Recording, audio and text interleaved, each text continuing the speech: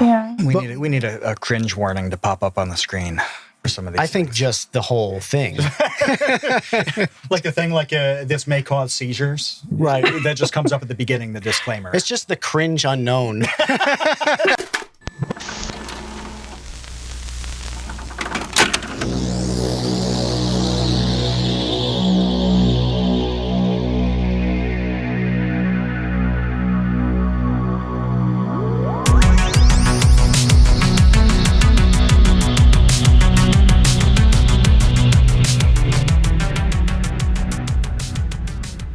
And welcome to the Create Unknown. I am Kevin Lieber. With me, as always, is Matthew Tabor. And joining us today is royalty herself, King Anna. How you doing, Anna? I'm doing good. Thank you. How are you guys? We're great. We're great. Excited to talk to you. Excited to dive into Discord land. Yeah. And having fun with your friends on the internet and having that like pay off for you somehow, which is like amazing that's a thing. Scraping the seedy underbelly of Reddit. Yeah. Right. Yeah. But the most important thing that I want to get into first is what is a boomer? Because, like boomers are technically way older than we are. Yet we did an episode with Carson and the entire comment section was just making fun of Matt and I for being boomers. So can you please explain to me Sure. What is a boomer?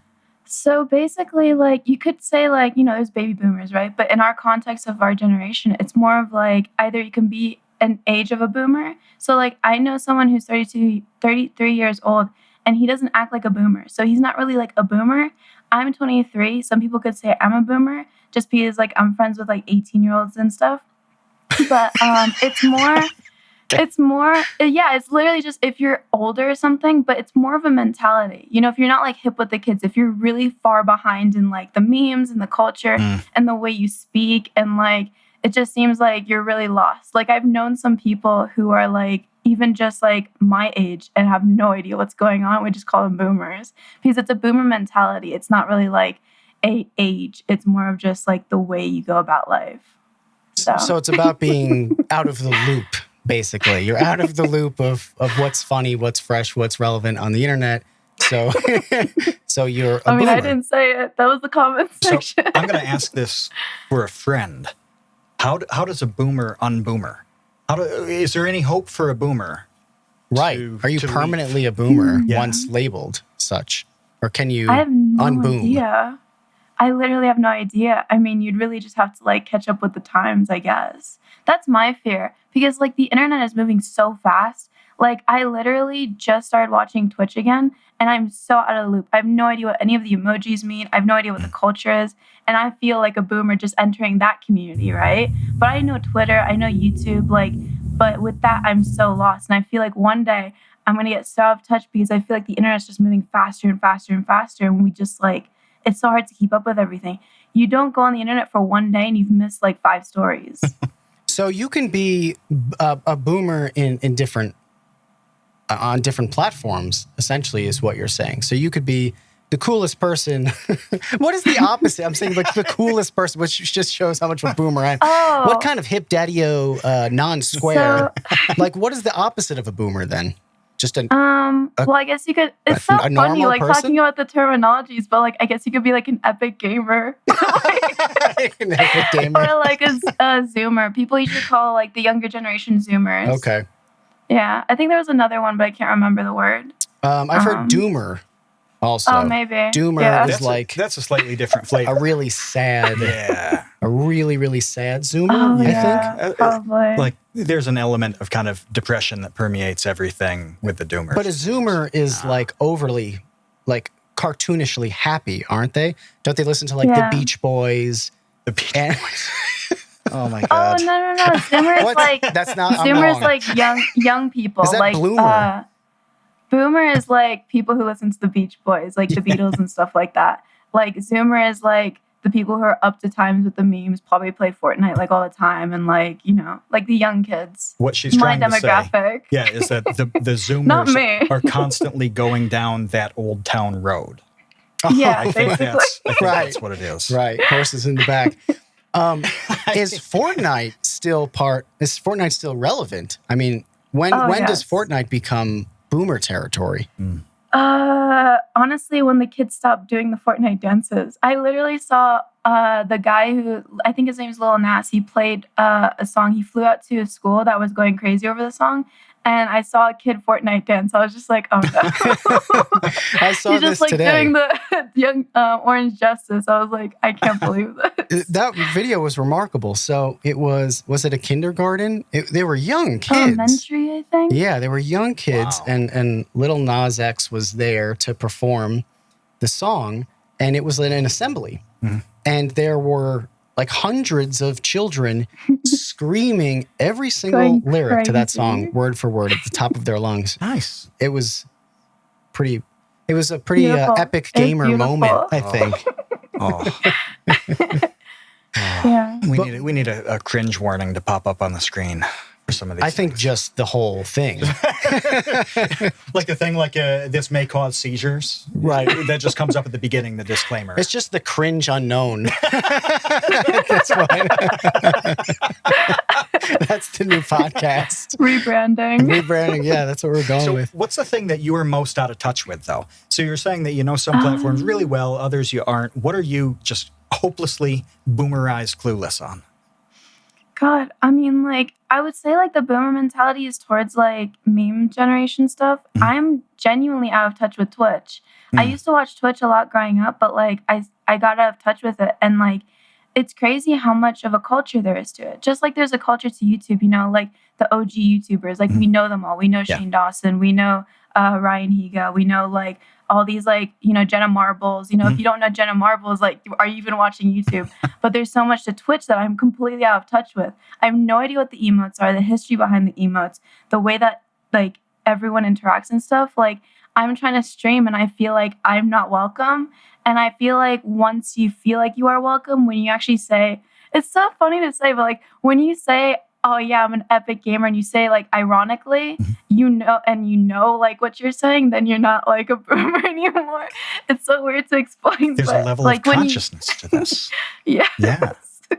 Well, yeah, I've noticed, you know, the Quackities and the Carsons and the Dolan Darks. They use that sort of stuff all the time. Or even Max Mofo, you know, will bring back some super dead meme like my name Jeff or whatever. Right. And it's suddenly that meme funny. never dies.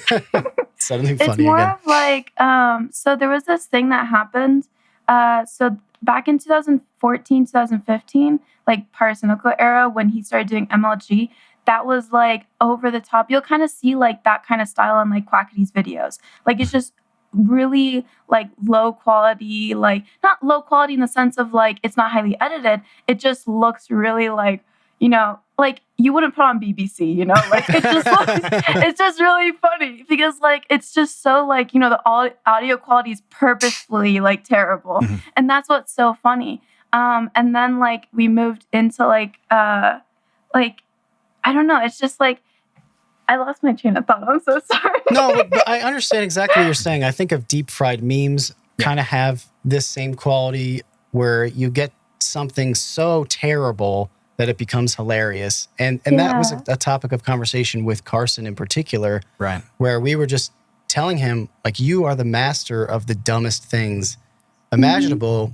And that's part of what this is. And I think that, what do you think that is? Do you think that's a reaction to not wanting to be seen as like the BBC, as being like a traditional media boomer, like highly polished product? Do you want to do the opposite of that? I think it's kind of just like the internet has gotten to such an extreme of either like you're very serious about what you're talking about, which is a lot of times we mock those people who get like super political about stuff, which I'm like, my Twitter is nothing like that. It's all just like cute animals and like memes and stuff like that. But it's kind of like this, like the internet, because the internet has such a big voice, there's the one side of being really extreme with like being so serious and everything like that. And then there's the other side, which is like our community for the most part, which is like just being so ironic to the point of you don't even know if they're being real or not. Like it's just like they're hiding behind all of these layers of irony to the point of just like, you don't know what's happening. It's kind of like an evolution of like, you know, like, oh my God, I'm so random XD. And then we started making fun of that and then making almost no sense, basically. It's just an evolution of memes. Yeah, and I wonder what the next evolution is, what the final the final It's form. gonna get worse. Final form of just deep frying our brains into like the dumbest and dumbest stuff. I love the comparisons of like 2014 memes, or like I think it was like Rage Comics and like, you know, the funny like impact fonts or whatever, Yeah. and there's like a cute like dog image, and then now it's just weird like aliens dancing and like just really scary stuff, and it's just so deep fried it doesn't even make any sense. What I find so fascinating about your crew now, do you have a name for you and all of your friends? I tried to find one, and there were like threads about this, and no one knew what to call you guys. But you know, it's you, it's Bluesdank, it's Hoover, WildSpartanz, WildSpartanz, Absolutely, and like Yep. Quackity and FPS Diesel and like Right. the rest of them. It's kind of just, I don't know, like a lot of us tend to be closer to other people than others. And at first we were thinking about making an actual group, but then we're just like, we're not going to really do anything with it. So like, let's have the fans do whatever they want. But the fans tend to call us like the Reddit crew. That's like the most commonly used name. I know a lot of people in our group don't really like that because like, I think at least one of us have literally never made a Reddit video. I think, I'm not quite sure which one. I think it might have, actually no, maybe at this point I think we've all, but it's like Quackity doesn't make Reddit videos. right? And then he's part of the Reddit crew. Like it doesn't really make sense. But apparently if you make one Reddit video, you're a Reddit channel. So why don't you explain the Reddit video? So basically, like what you're doing is you're going into Reddit, these subreddits, finding these weird pictures or weird threads or weird conversations, and then and then it's you and then two of your friends kind of reacting to it. How does that process play out? Does one of you find the things and then two of them react to it cold? Or how does it gestate, you know, from finding the funny pictures to the other two or the three of you kind of laughing at them and then recording that whole process? So in general, I would consider my like video style like a group reaction commentary. So it's like a group and we like usually react to stuff, though I do want to diversify in the future. But so basically I thought to myself like, we all browse the internet, and like I was thinking like I could just go from like website to website, you know, like finding things that, you know, maybe even like super old or super recent that like pertain to like our culture at the time. And Reddit was one of those places. And usually what happens is I just gather a bunch of stuff. It could be from Reddit, it could be from like a different site, it could just be like anything. It could just be a specific sort of meme. And then what I do is I get in call with these people and I just kind of show them. Because what's really common in the Discord community is what we all get into a call and then we just have memes. We just keep posting and posting and posting and posting and posting. And we all start laughing at them and everything like that. So it just kind of like brought me to that. What happened was I think WildSpartanz was making he was like kind of changing up his content because he was making commentary, and then he started making these group videos, and I was like, oh my God, because when I was first introduced into this community in 2016, because I started my channel in 2018 of like May, and I joined this community, and so many people were like, Anna, you should be like a female commentator. Like we have no female commentary channels, like reporting on like drama and like giving your opinion and all that stuff like that. Like we need a female figure. And I just didn't want to be like that female figure. I just wanted to make YouTube videos like the rest of us. I didn't want to be like, I didn't want to be involved in like drama and give my opinions and like go into like sometimes what could be a very negative like community. But to me, just sitting in a call, laughing with your friends, it's such a great time. I have so much fun in like recordings and stuff like that. So yeah, usually what we do is we just get in calls and I have a folder of images or something to share to my friends and we just like have a good laugh, basically. And people really enjoy that. And I think it's because, as from my experience, whenever I'm like down or I'm having a bad day or I just want something to entertain me, I'll go to someone like David Dobrik, who has like so many friends, and you see the interaction. And it's kind of sad, but sometimes like when people don't have like as many friends because they could be really introverted at school, kind of similar to like myself, going to these like people, like back then I used to watch like Tyler Oakley, Joey Graceffa, like the original vlog What Would Be Squad, and they would be interacting with each other and doing all these collabs, and the collab videos were my favorite thing to watch. And I was thinking, like, if I love these, and I knew they got thousands of views because you loved watching like Shane Dawson and Joey Graceffa like make a collab video together. So I was like, why can't I do that kind of thing? And I was just like, I really enjoy my friends' companies. So, maybe other people would. And I got like astonished because like after my third video, Instagram playlist, I like blew up, and I didn't expect that at all. I was like at 10K subs, and I went to VidCon, and it went straight up to 80K. I was like, oh no. After your third video? Yeah, literally. I had ridiculous. no idea that was going to happen. I literally had no idea because I got lucky in those years that I wasn't a YouTuber. I was constantly in calls with YouTubers. So I got a little inside scoop. They were constantly talking about, and Brandon's like, WildSpartanz is like really knowledgeable about YouTube. Like he's a really analytical person, and he constantly looks at everything. He looks into everything. And I was constantly in calls with him, and he was telling me how to thumbnail things, how to title things. Even though I wasn't doing YouTube, he was just looking at like analytics and like the trends of things. And I guess I kind of just picked that up over time. So I was kind of prepared to do it already, though I hadn't done it before. I usually just used to make like little vlogs for myself and my family, but I guess it all worked out. So he is like your Obi-Wan Kenobi mentor, for sure. basically. He's actually the father of the group, genuinely. He helps us with so many things. Like, we have so much to owe him. So we just had a dad reveal. Oh, yeah. This is amazing. Well, that's the second dad reveal. Quackity revealed that Kevin's his real dad. That's true. Yeah, so it's cool. This is like a season running theme. But they're actually finding fathers. Finding fathers. To create unknown. YouTubers find out they are fathers, and it's like Maury Povich. Oh, this is terrible. So yeah, there are two themes in what you just said that have come up before, and I think they're going to run through a lot of different conversations. And one of them is that you like those videos because it was hanging out with those people. You felt like you were hanging out. And that's what I like too, right? And so when I watch a video where it's you guys, I forget who else was in this one video where it was, what is it? Like oh my God, I didn't mean to send this. I forget the title of the subreddit.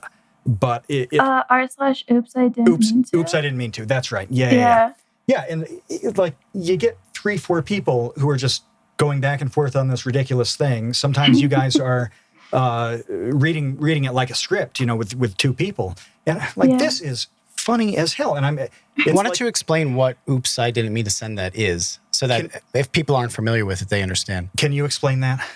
Sure. So it's a subreddit, like many other subreddits, based on a certain topic. And it's basically like, you kind of pretend that you didn't mean to send something. So like you kind of say like, oh, you want a date? And then they're like, no. And you're like, haha, I was just joking. I didn't mean to send that. Oh, my sister sent it. Like, it's just kind of like, my friend grabbed my phone. And basically. Like, my dog awful. Typed it. Right.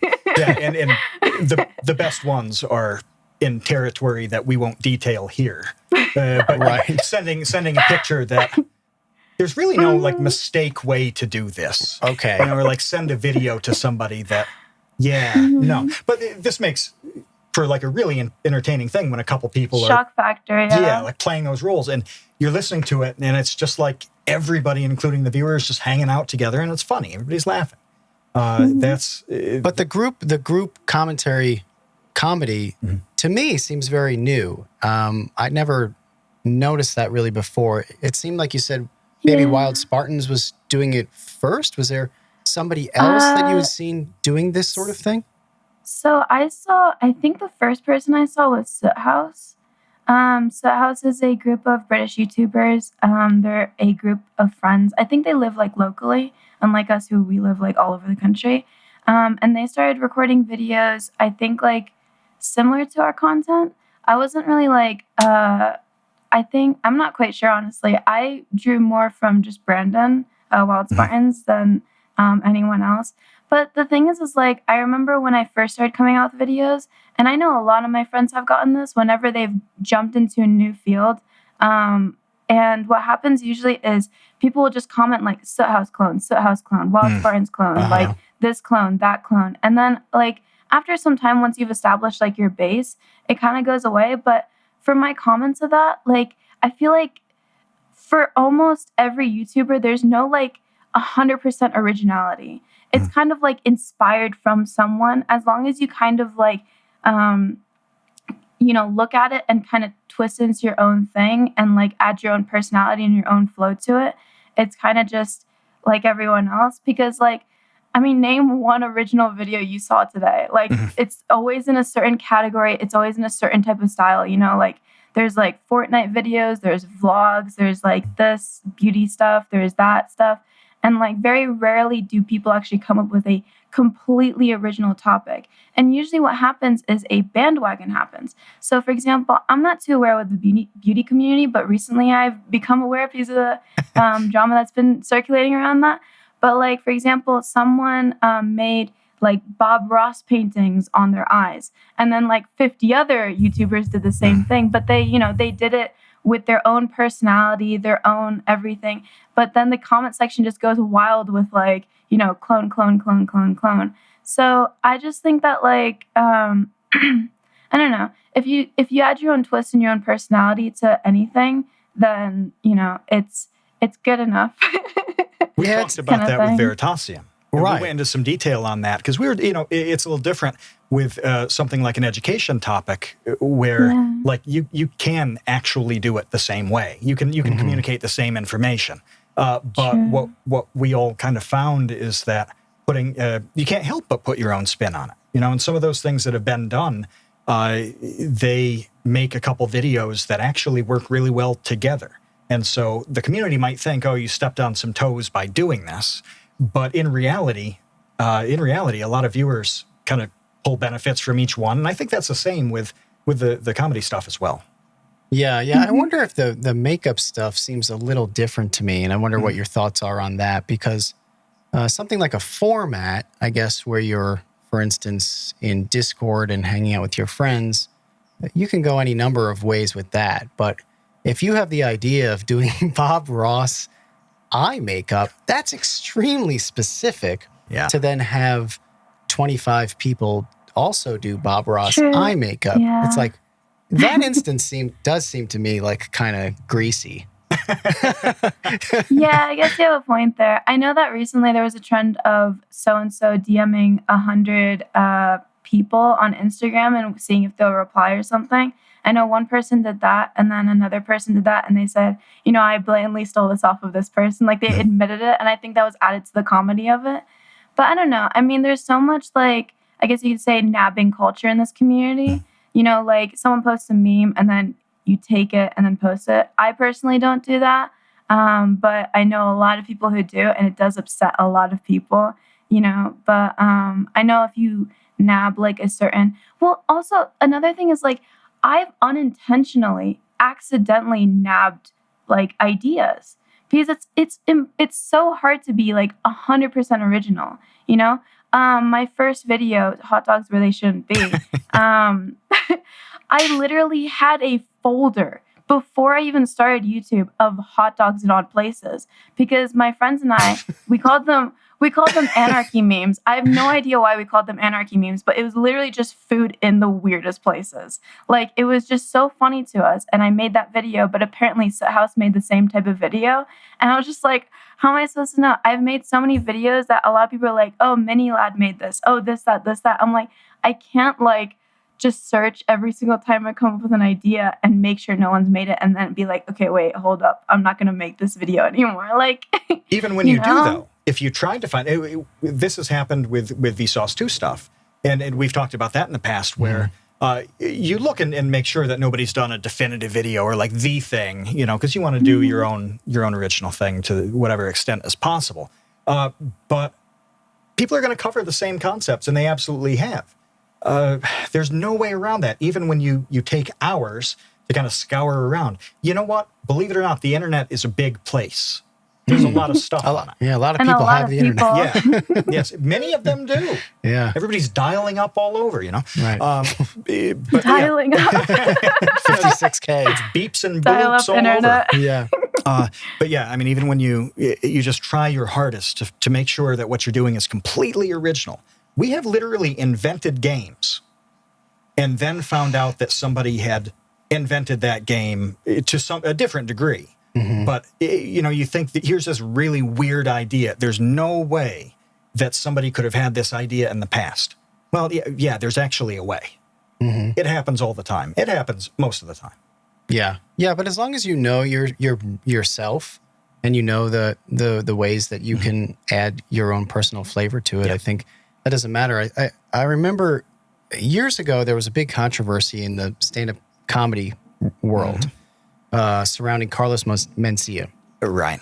So there were all of these stand-up comedians kind of coming out of the woodwork. I remember Joe Rogan confronted him on stage, and that was That's a whole when it big blew up. Yeah, that was a whole big viral thing. But anyway, around that time, they were interviewing Louis C.K. About that subject because it was pretty obvious that there were a few bits that Carlos Mencia was doing that were like shockingly similar to bits that Louis C.K. had done in the past. They weren't inspired by, they were like changed 3 words. Yeah, They were too close. Yeah, it was the same Oh, thing. Amy Schumer was the same. That's why she got flamed, because she literally word for word stole jokes from like really, really older like comedians. Yeah. She had a team of writers that they kind of got thrown. Amy Schumer on her show. Do you remember she had that team of writers who got thrown under the bus because Amy herself may or may not have known. It seems like it's plausible that her writers could have, lifted something, and by the time it gets to her, she's not familiar with it and doesn't, she doesn't know the original, and you've got to trust that it's. So it's hard to know what to think and who to think it about. Well, and I had read that when they were writing Seinfeld, the Seinfeld writers for ideas would go down to the stand-up clubs, and if there was a funny bit, they would turn that into a plot line, in Seinfeld. But to button the Louis C.K. Mencia thing, the thing that C.K. said about it was he wasn't bothered by it at all, because essentially the way he thought about it was like, look, I can just come up with new ideas. The problem with people who have to steal other people's ideas is they're always going to have to do that. Whereas, like, I'm moving on to my next special and my whole next set of ideas. So to me, that's a pretty healthy mentality to have about people stealing your ideas, in case that ever becomes a thing. Not that it excuses the behavior, or under egregious circumstances you shouldn't do something about that, of course. But at the end of the day, if you're able to come up with new stuff and that's what you do, then that's what you do. Do you worry about that at all? About what's next when this thing drops off? Because you haven't been doing it for 10 years, right? It's a lot shorter. I've only been doing it. Actually, it's literally been a year. I started May 20th with my YouTube channel. I was actually originally, I was a manager at a company. And like, that was a great job for me. But YouTube was just better. It was like more flexible. It was like, I always wanted a job that I could do remotely, and then I could travel and see my friends, because the first thing that I did when I met my friends online was I went to see them in England. And that was one of the best experiences. I remember that so much. And I wanted to keep doing more of that. So I technically don't really want to let this go. But the thing is like, I think there's a way of going about it where if you stick with the trends, I've noticed that a lot of people who have 1 million sub channels, but only get like 100K views like a video, they keep doing the same thing over and over and over again. I know a lot of YouTubers who either like stick with what they used to do and they drop off, or they conform to the times. Shane Dawson is a great example. He used to make skit videos, and now he makes document series that everyone's raving about. Everyone's so excited to see it because everyone loves a good documentary, with like a lot of suspense and like a bit of too much sound engineering. But, so, I feel like as long as you can keep up with the times, keep up with like the memes and try to like, I don't know, sometimes you can make a wrong move. I've known some people who, you know, have a little dip in their channel because they tried to go for a category that maybe wasn't quite suited for them. And was way too out of their category, and their fan base was just like, what are you doing? This is not the content that I signed up for.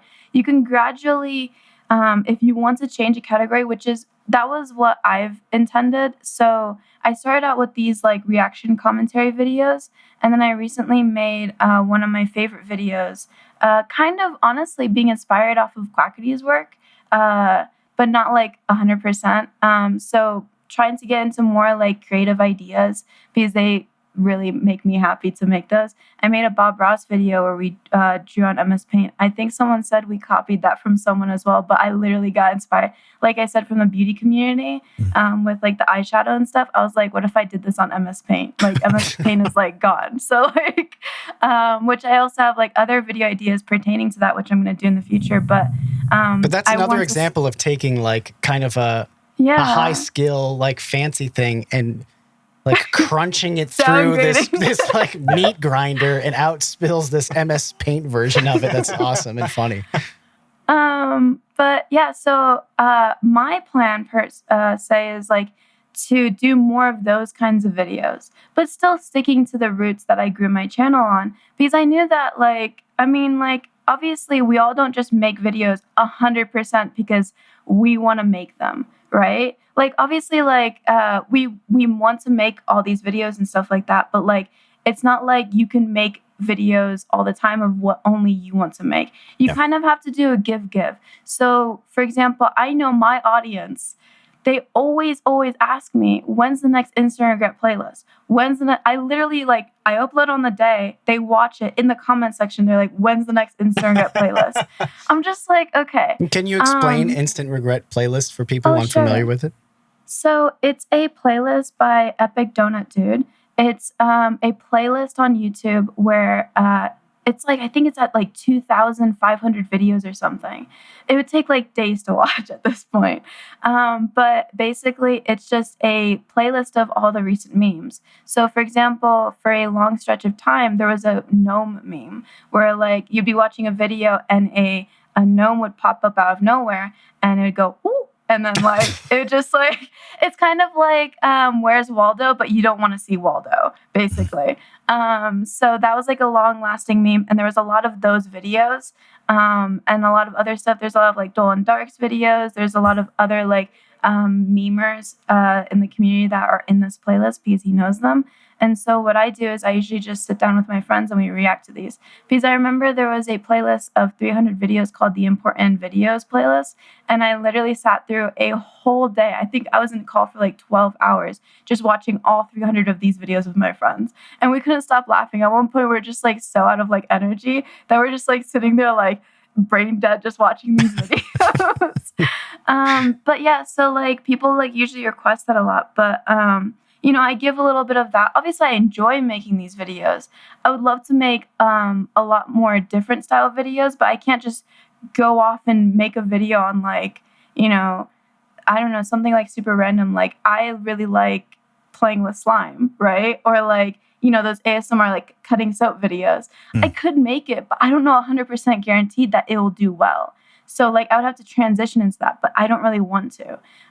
What is an ASMR soap cutting? So what is that? I actually just bought soap because I just wanted to try it myself. So basically like there's this satisfaction of like getting a razor and cutting the soap up. You know, like this soap has like hundreds of uses and you're just destroying it in like one go.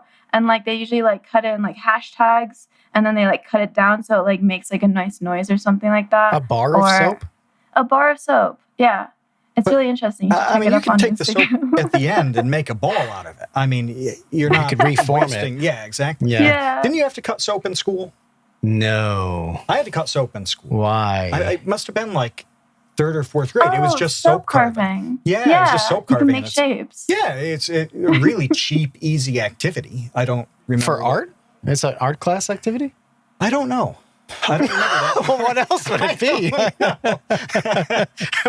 This was a punishment, actually. You were in trouble. This was a detention. It was probably like an art whittling class. potatoes in prison. Yeah, I really enjoy watching those. Like, there's this channel. It's like super underground, I think, but like they basically take old paintings and they vitalize them basically, and they like talk about like how certain chemicals, like you have to be careful because some dyes back in like hundreds of years ago could like react wrong. So like they test it out and then they like clean it, and you just slowly see them like clean up this like thing, and it's just so satisfying to watch. But like obviously like I can't just change my content like 100%. I'm kind of set in this like path, and I'm slowly like with that Bob Ross video, and I'm also going to come out with a new video of like slowly like diversifying it a little bit more. I think it's really important for a channel to have diversity and also like a personality that grounds it. I feel like I myself, I've like, just like any other YouTuber, they say it's like an over exaggeration of your personality. It kind of is, but it's a section of your personality. It's not like, you know, like just by watching my videos, you can't tell what I'm like in my alone time or like when I'm with certain other people, you know, like sometimes you act different around other people. You act a certain way towards YouTube. So with this, you kind of like accentuate like certain parts of your personality, and like you kind of like put that out into the internet. Because I think like, you know, when you look at like boy bands and stuff, right? There's like the nice one, there's the shy one, there's the mysterious one, you know, like There's a bad kind boy. of, Right. you simplify it and you label it. So like the more simple of a, like not simple of a personality, but more of like a formed, well-rounded personality you throw out there instead of it just being all over the place, like the more of a brand you can make, and then you can kind of progress that and diversify it and try a lot of different things. No, I'm glad that you said that, because I was on a panel years ago at VidCon, and that exact question came up where they were wondering, you know, are you the same person on camera, or I should say off camera that you are on? And I was the only one to basically give your answer, where I felt like, yeah, absolutely. Like that is a persona. It's essentially like a personality mask that you put on for the camera. And then you put on other personality masks when you're with your parents, or you're with your friends from high school, or you're at the bank, right? You know, like these are all different personas that you have to put on to get through the different social situations that you need to navigate. Kwebbelkop talked about this a bit, where he's doing these gaming videos where he's having a blast with his friends and they're all screaming at each other. When Kwebbelkop, I can't verify this, but when he goes to the bank, he's probably not screaming and shrieking at the teller. Oh, right? I actually saw him at VidCon. He's like super like quiet. Like he's the best. He's really subdued, he's very pleasant to be around. I was like, what? Like I thought this was gonna be like, I mean, I should have known more than anyone, but like, I just like, I saw him and like, he was just so pleasant. Yeah. And I was just like, okay, like I really get it now. Like it is really just a section. Yeah, he's such a good example of that because he's highly professional, really serious, and I mean that as a compliment. You know, capable, like thoughtful, deliberate, and still funny and charming, and all of this stuff. Articulate. Yeah, like talking to him. We saw him at VidCon, and we talked about that in our when we talked to him, and it was awesome for both of us. Like that was a really memorable conversation for us, and. Then you go on YouTube and he's freaking out about, you know, a little baby. Electrifying babies. Yeah, baby sticking a fork in an electrical socket. And this is the most hilarious thing in the world, right? Demonetized. But clearly there's going to be... Quackity is like this too. Quackity is totally like this. Oh, like he definitely. is so ridiculous in his videos. And speaking with him is like speaking with a different person. Yeah. He's very articulate and thoughtful and introspective. I would say that like I would say it's like maybe a section, but it's also kind of just like when you're having like the best moment of your time with your friends, like, you know, when you're just laughing so much and you're like really energetic, maybe you're out at the clubs or something, you have that high energy.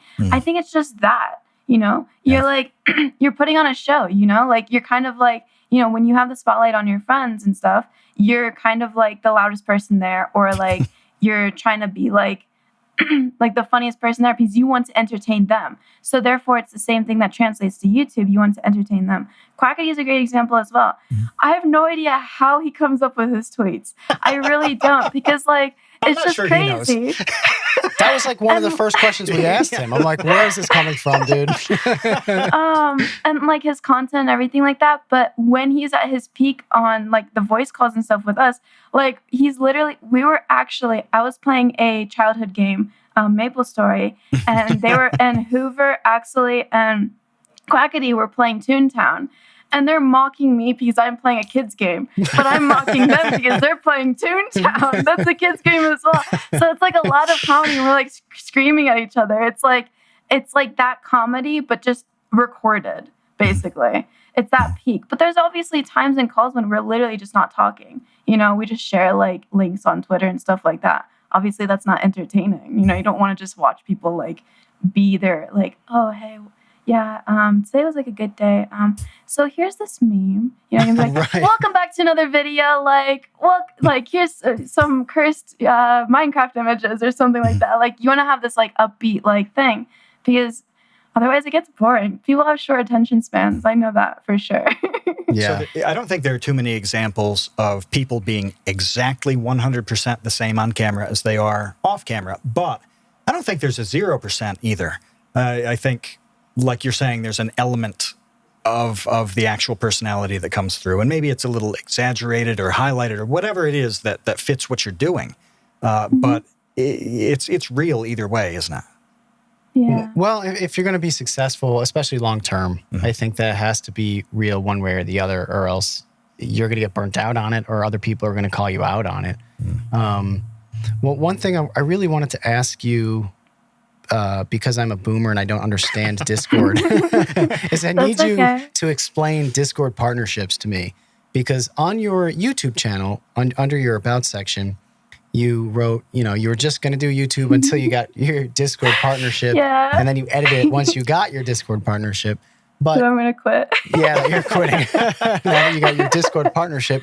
What is a Discord partnership? What benefits does that grant you? What does it entail? So basically, I started off on Discord. I was watching Leafy's Here's video, and I saw Colossal and Keemstar. Colossal tweeted out a Discord link, and my brother 6 months ago had showed me this platform. And it was because we were playing Overwatch. Like many other people, they used it to interact with their friends for gaming, just like TeamSpeak or Skype, I guess. And so I'm just a boomer. Like I didn't really go into Skype, but just like a listserv. So I joined this Discord community, and I love helping people. I really do. It's maybe too much that like it sometimes gets me into trouble or something like that. But I started like helping with these people running these Discord servers, and I started moderating them to the point where I was just like admin of a lot of Discord servers, and I helped run these communities. I loved bringing people together. I still love it. I'm so happy that like I get these messages from people, my viewers saying like, I made so many friends because like I loved your videos and I joined your community, or like I'm in a relationship now because I met my significant other through, you know, your community. It just like really warms my heart that like I can bring so much positivity into these people's lives. But going back to like the Discord thing, I was admin of so many Discord servers, and I applied for partnership because partnership was like a cool it's like a verification tick on like Twitter. Okay. You know, it's like a verification tick on YouTube or Twitch. It's just the highest tier of that community. And I was just like, I applied for it because I was running so many servers. I was like, you know, it'd be nice to have these Discord servers have these partnerships because it gives you perks of like higher kilobytes per second in voice calls, and it gives you more emotes to use and VIP servers and stuff like that. So you just have better connections and stuff. It just gives you like a lot of perks. But it was just, in general, it was just like, it would be cool to have that infinity sign next to your name as partner. So I like jokingly said to a lot of my friends, I was like, I'm going to make a YouTube channel just so I can get Discord partnership. And heck, I guess it worked. So yeah, well, you set a goal and then reached it. Yeah. So that's how that works. What do you do when you're at the top of the mountain? That's my question. Oh, Just shout No. below What? at the I plebs. feel Is it like the Forest Gump, like when he reaches the coast after running cross country, he just turns around and runs back? Yeah. I feel really bad for a lot of people who don't really like see the full like essence of YouTube, in the sense of that, like, I noticed like a lot of people come into this community and become YouTubers for either money, fame, or like, all the wrong reasons. Yes, YouTube gives you these things, but I feel like at the end, I've seen people hit 1 million subs and they've been left with nothing but that YouTube channel. They've lost a lot of friends. Their egos have like grown to massive proportions. And it's just really sad to see like, something that could have been so good went so wrong. And they use their power and fame for something completely bad. And people don't actually know what these people are like behind the scenes. I've been disappointed so many times, but I'm so glad that like I had my friends before I started YouTube, because sometimes like you don't know people's true intentions.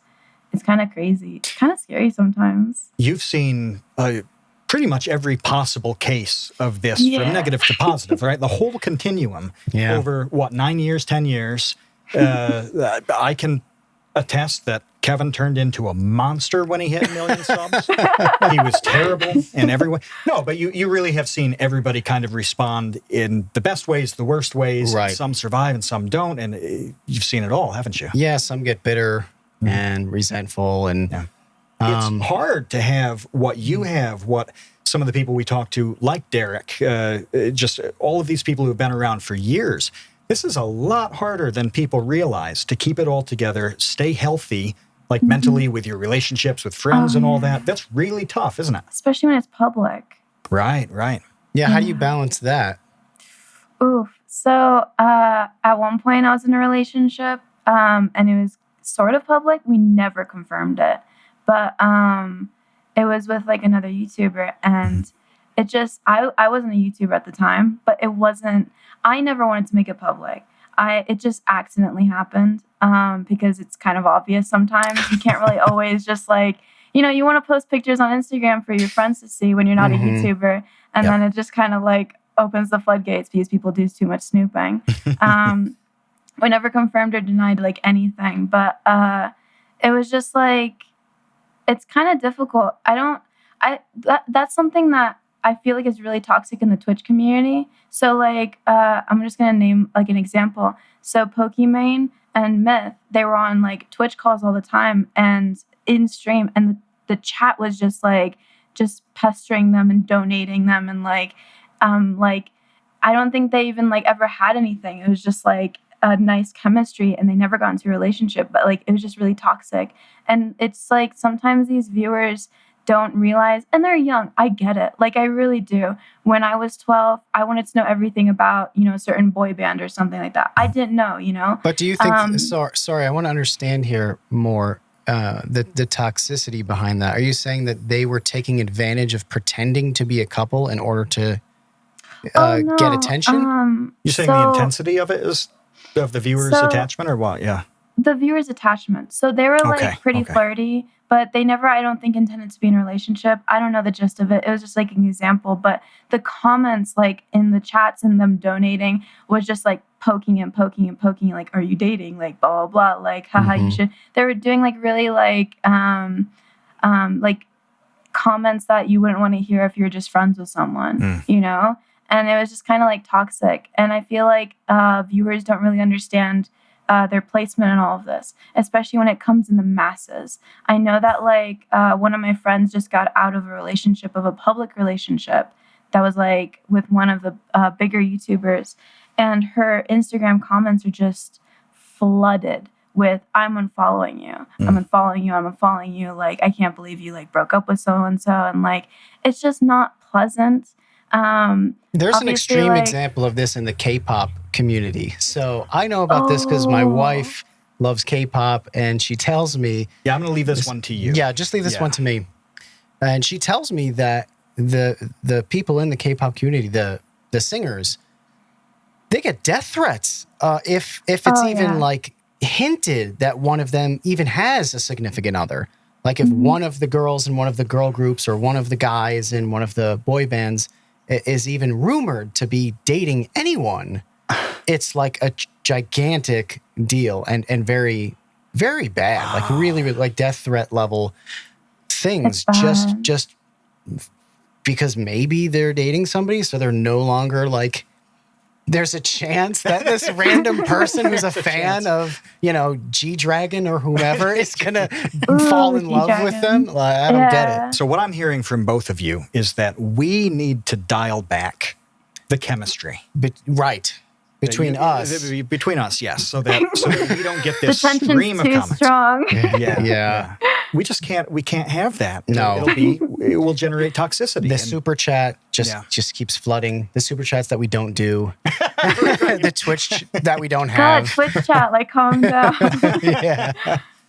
But I think it's very important as a YouTuber to keep a level of privacy. Because the thing is like no matter whatever you put out there, it will get flamed or it'll get loved. Like you have to expect that anything that, the world doesn't need to see every angle of your life unless you want that. Obviously there's a lot of vloggers who literally like, they start out single, then they get married, they have their marriage video, and then they have kids, and then they're redecorating their house.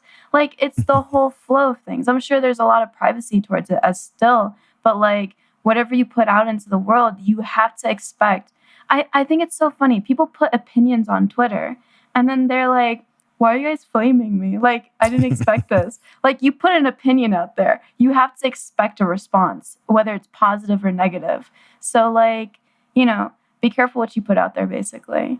And what do you think about people who are like manufacturing relationships just to get attention and that sort of thing? Because I think that probably happens more often than we realize. That happens, yeah. Where it's like, it does happen, these like social media relationships. Right. I haven't had anyone in my close-knit of friends. I'm not surprised. Knowing your close-knit of friends. I don't think Hoover is like taking advantage of. Well, I mean, even in like the expansion of that, like I haven't, like just in the community in general, I've never seen that, but I can see it like in certain industry, like part of the YouTube sphere. I don't know. I mean, I'm not like fully against it because I've seen it happen and it is still entertaining. It's an entertainment value, I'm not against it, to be honest. If they want to do that, it's kind of like putting on a show. It's entertainment. I think entertainment goes too far at certain points, but they're not really harming anyone in doing that. They're just having a bit of fun, and you can kind of see like that they're having a bit of fun. So like, I think like what Tana Mangio or whatever and Jake Paul. I think it's Mongoose. I think iDubbbz told us it was Tana Mongoose. Well, if iDubbbz said it, then it has to be true. 99% sure that's how he said it's pronounced. Yeah. But they're like, I think they're just like making it super obvious that they're not together, but they're like kind of putting it off as like they're together. And it's like, I've watched it. It's really entertaining, So it's a show. YouTube is a show. What's fake, what's real. I mean, I know all my stuff is real because we're just like laughing at memes, but like, you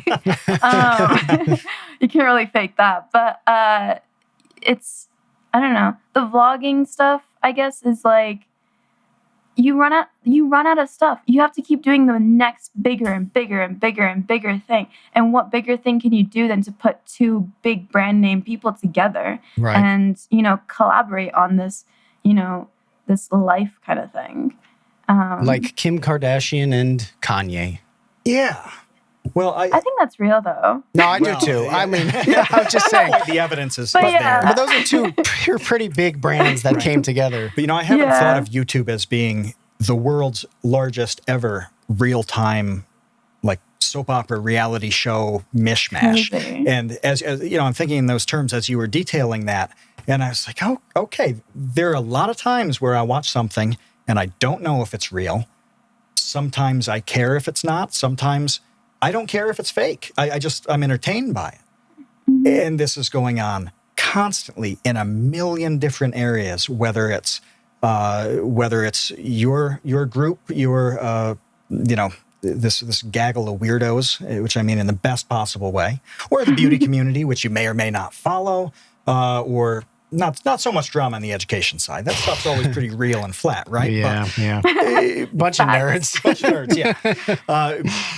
But it's kind of fascinating that this is all happening constantly, and it's important to people in different ways, and we're never really 100% sure. And seeping more and more into, like, out of, like, the beauty community stuff just leaked way over the edge into all of our lives, you know, unwillingly on my part, where I'm like, I'm not interested in this, but every single day it was, you know, this person said this, and here's a 47-minute video response to this person, and then everybody's tweeting about it, and You then get interested. oh my gosh, it's like You don't see someone lose 1 million subs in one day. Like, that's an event. That was wild. Not that was crazy. Good, but like, well, crazy. and now they killed Social Blade because of it. YouTube, Yeah. I you know, know. now we can't even track that, right? I mean, it must have love been that because of that. site. They'll never admit it, but I mean, this coincidence is pretty glaring. They just met with YouTube to talk about it. Oh, and I really? don't know what the result was. I haven't I want to looked. hear back from them soon. Yeah, I'm sure Hopefully they'll that- tweet something.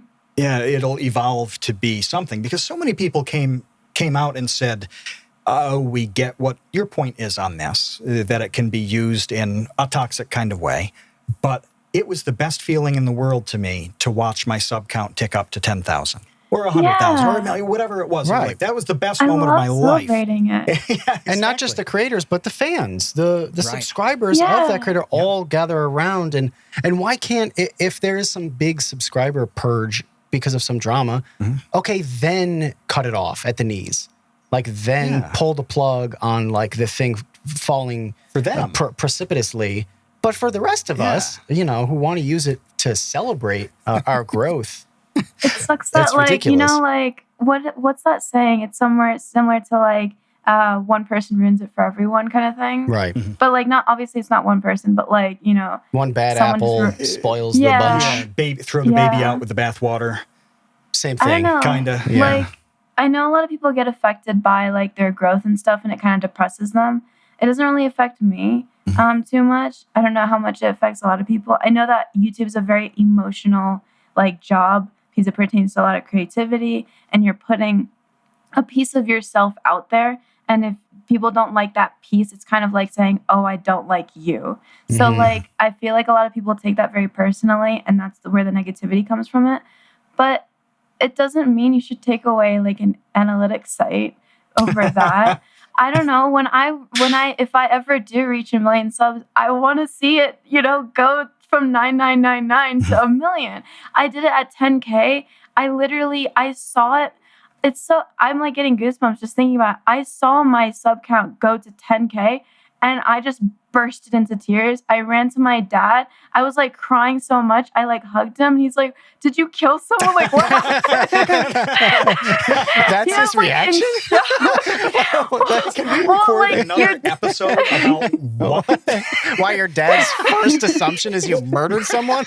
Well, your like daughter's coming to you out of nowhere, and literally, like, it was one of my best achievements because, like, I didn't really do much. Like, I didn't do many sports. I didn't get like trophies or anything like that. That was like one of my first like major accomplishments in like my life, I would say. And then obviously I went on to meet 100,000, which you can see a video like everywhere of me literally crying. So like, but yeah, I would just like, I want to experience that. Like, if I ever get to that point of reaching 1 million subs, I think anyone would want to. It's just like, it's such a great like event to like have take place. It's like, I don't know. Yeah, hold It's on. I not just want to taking away. explain. I just want to explain Social Blade for anyone listening who doesn't understand what in yeah, the world we're true. talking about. Okay. So this is a YouTuber third-party talk. website that connects to YouTube in order to monitor a lot of things, a lot of statistics about channels and their performance.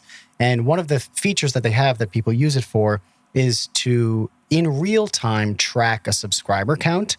So because of that feature, you're able to, you know, look up Anna's channel and see her subscriber number go up in real time. So this is the way, and you can't do that for whatever reason on YouTube. Like, there's no way to publicly at least see that. And not only that, they're like truncating the number now, so you can't even see.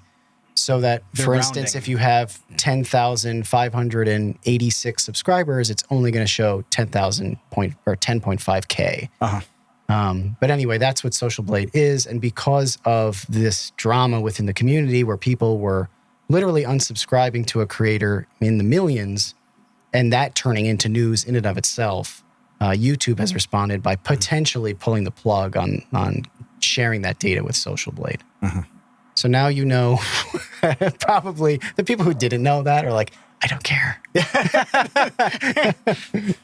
And now you know how Social Blade works. And now you know what the three of us worry about all day. Yeah, but it's a really cool thing, though, to see this live thing. Is it useful day to day? Honestly, I don't think so at all, right? But when something is going really well, like if a video is very popular, it's cool to see all these people subscribing. God knows where they are, right? And you're just like, oh, there's somebody somewhere. And then another 8 seconds later, somebody else has decided that they want to see the next thing I do, even though they don't know what it is. Mm-hmm. That's a conceptually really exciting thing. And seeing that milestone happen, we watched it when it ticked over to 4 million for Vsauce 2. And that was really, really cool. Mm-hmm. It's rewarding. Yeah. And getting that YouTube plaque and like everything, it's just a part of the YouTube journey. Mm-hmm. It really means a lot to people. We talked with Destin from Smarter Every Day. That was one of the first episodes we did. And we talked about what these numbers actually mean. 1,000 of anything is actually a lot, right? So, for sure. I remember my friend, he's like, the stadium that was like it's one of like the biggest stadiums in America. And my friend was like, you could fill up like so-and-so amount of these. And I just couldn't grasp it. Like he was like way more excited than I was because I just couldn't understand how many people that is. I mean, just 100 people in a room. That's crazy. Yeah. Imagine going into a room with 100 people and all of them want to know what's next from you. That's shocking. And that's only 100. And Destin used the same stadium analogy. I think he used Alabama football stadium because Destin. Yeah. That's why that's his go-to analogy. Roll Tide. But he said the same thing where he's like, I put out a video that gets, I don't recall what the capacity, the seat capacity is at Alabama. Maybe it's 100,000. Yeah, do you think that sounds fair? I think that's too high, but I think it's something like 60 to 70. Okay.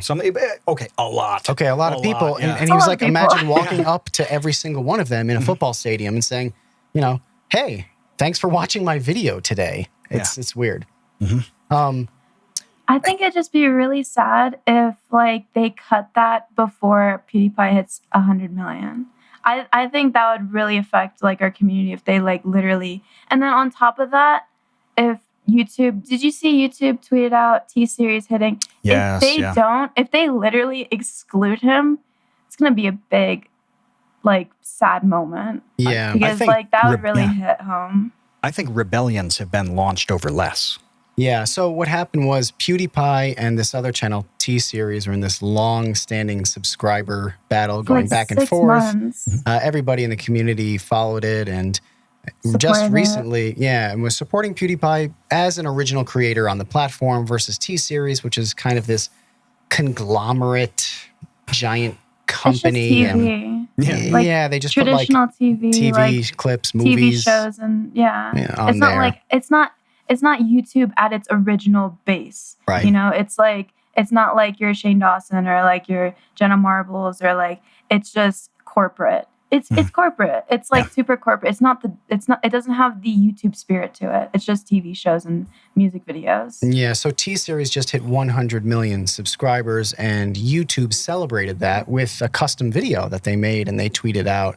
And well, we're waiting to see, maybe by the time this episode comes out, PewDiePie will have hit 100 and we'll see what YouTube's official response is to that because it will be interesting. I thought the same thing when I saw that tweet. I was like, oh, this is a thing. Yeah, they put themselves in a position to have to. Something with consequences, whether it's what they do or what they don't do. Right. And it's the weirdest culmination of really this podcast, the things that we've talked about, because we talked about the two YouTubes, what you just said about you've kind of got this corporate side and then the creator side, there's this big difference. This comes up a fair amount in different flavors. And we've talked about this with a lot of people over a lot of hours. And now we're seeing it finally come to a head right around when VidCon's coming up. It's going to be kind of wild to see how this plays out. And I honestly have no idea how they're going to play it. No. I'm surprised that they put Tana on VidCon, considering what happened like last year. I also think that there's a lot of complaint towards VidCon, though they do feature like a lot of really interesting and like up-to-date creators. I feel like they're lacking in a lot of like they tend to show, a lot of times my friends and I will be like looking at a YouTuber and we're like, who are these people kind of thing. We look at their channels and like, no like offense to them, but like they're not like at their peak. They're kind of like falling off basically. And like I feel like VidCon should like, maybe they don't have access to these creators. Obviously there may be some complications behind the scenes that I may not know about, but like, though they do feature a lot, like I'm very actually excited. I was looking at the panel piece. I wanted to do a meetup like outside with some like small group of fans or something. And they're showing Danny Gonzalez and Drew Gooden, who's like the new face of like commentary. I think you were wearing a Gus Johnson shirt, right? Yeah. Great wave of commentary. I really love like what they're like bringing to it. Obviously, they're also doing skit-based stuff as well. It's not 100% commentary. It's not the drama sort of commentary. It's like they're new, like it's a different vibe of commentary. But like I'm glad that they're featuring them. I just wish that they would do that more often. You know, if they could like keep up to date with all the categories of YouTube and like handpick like certain people and invite them, that'd be really cool. Even if somebody can't be a featured creator, even if they can't have a panel, something like that, it would be awesome to reward them with some recognition and say, you know what, you matter in your space. Like, unfortunately, you didn't make the all-star team this year. Sorry about that, but we would love to have you because you matter to a lot of people. You matter to the other creators in your space, and you matter to the fans. So please, whatever we can do so you show up, so you interact, that would be awesome. And I don't think that happens enough. I agree. Yeah, because like you kind of want to walk around VidCon. I remember like a really vivid memory of my 2017 VidCon experience. And I walked outside and that's when I saw Quibblecop. I saw Boy in the Band. I saw Nerd City. I saw like all these people and I was like, oh my God, there's so many creators. And almost none of them were featured or like none of them were a special guest. None of them were acknowledged. And they kind of felt like bad because like these people have millions of subs. They're like on top of their game. And like, it's just like, they're not even acknowledged in a sense. And it's just kind of sad. Like they don't have to have a panel. Maybe they have like a little booth, like a 45-minute session of like viewers like seeing each other. Because I walked around VidCon and honestly, it's like a lot of brands. I only spent like an hour in there because I kind of got bored. Maybe I say it would probably not be my demographic. Maybe like it's probably pertains to younger people. But there's like a lot of brand name stuff. Sponsors they pay a ton of money to be there. That is flat out why they are there. That's why Nickelodeon is there and Harry Potter and Adobe and because they pay a ridiculous amount of money and VidCon puts that in their pocket and that's but it'd be the cool deal. if there was like a booth for also creators. That's why like people are going there. They're not going there to a whole hall. A whole floor. Yeah, a whole section of just you can line up to any of these YouTubers and meet them kind of thing. And maybe they do like I know because I go to Insomnia. Insomnia is a gaming convention. It's one of the biggest gaming conventions in England. I've been there maybe 3 times now.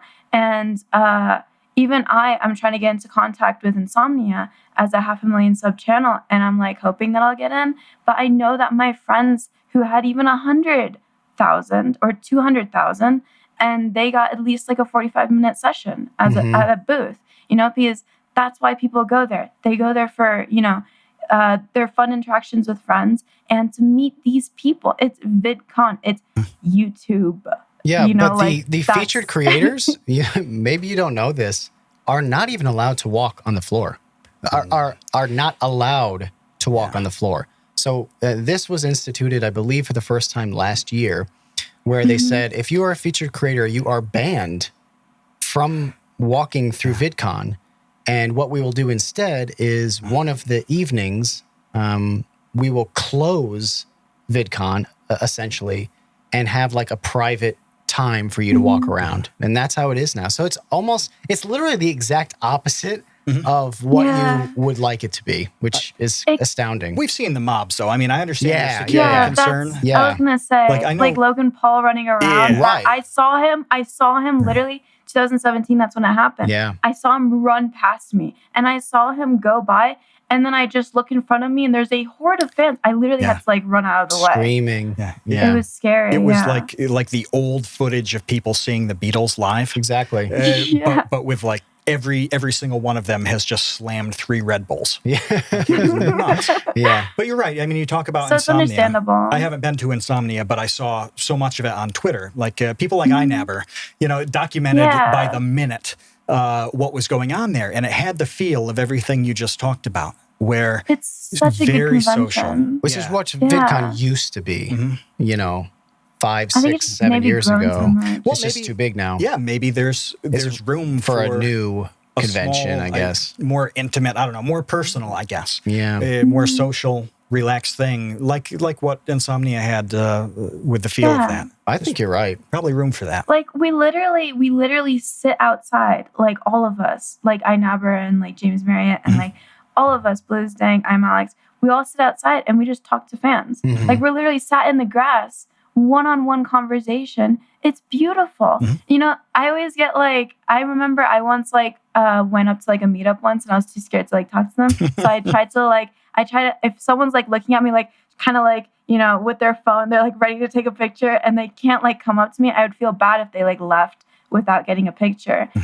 So do you initiate the conversation on their behalf? Easily. Yeah, that's because great. I feel like I have, like, I'm not like super extroverted. I'm actually way more introverted. I feel like most YouTubers are like that. But I just know that I have more confidence to like talk to them than they do of me because they're intimidated by me probably because like they just see me as like this thing. Yeah. It's a weird level of thing. Yeah, it's a weird, like, I don't know. When you can see that you can break the ice for somebody else, like you're delivering them a massive favor because you've been in that position 58,000 times and would have loved to have somebody do it for you. Yeah, unless you just go crazy like I did when I saw Steve Buscemi in Brooklyn. so one day, I'm walking. I was staying with my brother in Brooklyn, and I woke up early to go get a bagel, and I'm walking down the sidewalk. And Steve Buscemi, who I love, actor from Fargo, Big Lebowski, Boardwalk Empire, Adam Sandler movies. He is. How are you doing? The hello. How do you do, fellow kids? How do you do, fellow kids? Yeah. How do you do, fellow kids? Is Steve Buscemi. Yeah. So I saw him in the middle of the road. I stopped. Like my brain just went empty. I just went into like little girl seeing Britney Spears mode with Steve Buscemi, and I just kind of like flew up to him. I like lifted off of my feet and I levitated towards Steve Buscemi in the middle of a street in Brooklyn, and I just said, "You're Steve Buscemi." and you're like shaking.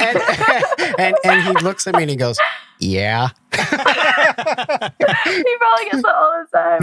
I was in LA and I was in a car with my family. And though I'm not like a crazy fan or anything like that, but when you see like a Hollywood person, I saw Jay Leno in a skeleton Duesenberg just driving by. And I was like, oh my God, I just saw fucking Jay Leno. Like, what? Oh my God. I was through the roof. Like, we literally were going crazy for about 30 minutes. Because all we did was just see him. You just saw his chin from 3 miles away. So, who is the YouTuber who you are most likely to Buscemi? That's what I really want to know is who would just make you shut down, freak out, and act weird? Honestly, like, it's weird because, like, when you start meeting all these people, that charm kind of goes away. They just become normal people. So like I said, like being in the presence of like Boy in the Band and Couple Cop and like all these people, it's just like you're like, oh wow, they're really, really normal, When you realize they're actually mortals. if I probably saw PewDiePie just like anyone, honestly, I'd probably be like, oh God, how do I act? because I've been watching him since Happy Wheels and like I've literally been subbed to him and just been keeping up to date with his career. And, you know, you see, like, it's really interesting because you see the fluctuations. You see, like, his lows and his highs, and, like, you know, you get to know him as a person, but you still don't know him as a person. I see sometimes, like, when he collabs with other people and he's not the same person that he is. Like, he's not a bad person. He's not, like, anything. He's just a little bit more quiet and reserved. I do think he's actually, like, a really quiet and reserved person. Mm-hmm. It's just like everyone else who's a YouTuber who has to be really, like, expressive. So it's, like, really interesting. But yeah, it would definitely be PewDiePie. I think he's a very interesting character. Yeah, that's a solid answer. So here at the Create Unknown, we love to express the creativity of our guests. And we like to do that by asking a random question that has no answer whatsoever, and you just need to make up the answer on the spot. Oh, no. You know, there's no right, there's no wrong. It's just whatever comes to mind. And the question that I have for you is, I'd love if you could tell us about the first person who carved up soap, and why they carved up soap, and what their story was. Oh, wow. I mean, like, I just went... Oh, are you talking about, like, I have to make something up? Correct. Not just, like, my So experience? in Correct. history, Human who was history. the first soap carver? Yeah. What was their story? So, His or her name, you Yeah. know, why they did it, what happened there? So probably what happened was they were, you know, they didn't have access to clay. They didn't have access to a lot of things. And they probably used to carve up sticks. And then one day, you know, making like spears and stuff like that, you know, kind of like primitive technologies, like cool. I love that channel. Anyways. They probably, you know, their wife was probably cleaning something and they saw this soap and they're like, you know, I could carve something out of this. You know, it's like a very like malleable, like carvable thing. And so they probably carved up like a little duck and they gave it to their child or something like that. The soap duck. This turned into the origin story of Dolan Dark. It did. It Oh did. wow! And then that's how the rubber ducky was made. Oh, So the wow. rubber ducky was a soap ducky. That kind of Yeah. makes sense because I you like put it that. in the tub with you. Yeah. And then eventually, you know, honestly, when you were talking about like primitive technology carving, I thought you were going to say they made like a soap knife. Like a soap knife. And Very they sharp. killed someone and then they ran crying to their father. That's kind of It's actually- plausible, though. Yeah. It's actually crazy though, because you say that, but like I've seen people make sharp objects out of like the weirdest things. Like they'll just keep layering and layering and layering it together. Like they made a paper knife and it was actually able to cut through stuff. Like Shanks in It's prison. crazy. Yeah. That's the direction They just Vsauce keep 2 should go. compressing it and compressing Right. it and compressing it and then sharpening Just it. Shank tutorials. Prison shank tutorials. Yeah. You know what? I think that's a great place to stop. I think it's a great place to start. But yeah, okay. Thank This you. is the ASMR section of the podcast. Is it? We didn't even It is. get into your future ASMR career. No. That'll be next time. Anna, thank you so much for joining us. You are the first of your crew to appear on the Create Unknown, but we'll get the rest of those rascals on here. Mm-hmm. Those rascally whippersnappers at some point. The non-boomers at some point. It was great talking to you guys. Thank you for having me. Absolutely. You are about to exit the Create Unknown. Bye.